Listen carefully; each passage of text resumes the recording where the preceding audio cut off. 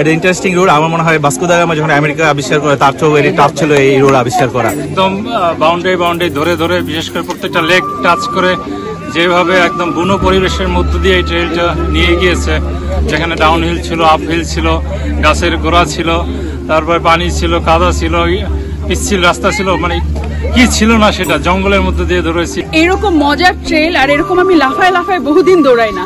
দারুণ একটা সকাল কাটলো। ট্রেল রানের এই অনুভূতি আমরা পাই না।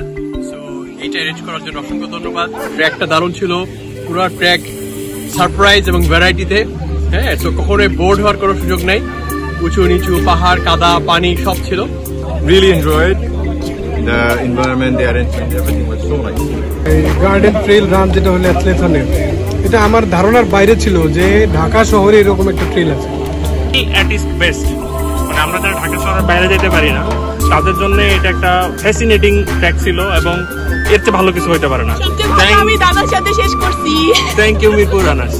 ট্র্যাকটা ছিল অসাধারণ, আর বৃষ্টির মধ্যে আর কি বলবো কি, এটা আমাদের জন্য এটা ট্রাফ ট্র্যাক, বাট আমরা সাকসেসফুলি শেষ করছি।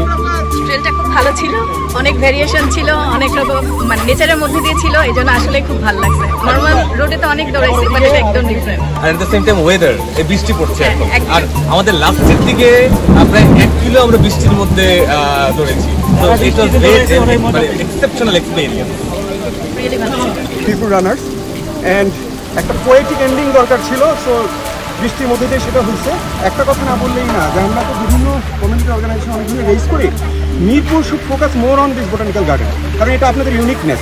ট্র্যাকের রেস তো আমরা সবাই করতে পারি, কিন্তু আপনারা যেটা করছেন এটা যদি বছরে অ্যাটলিস্ট 2টা করেন, would be grateful to you.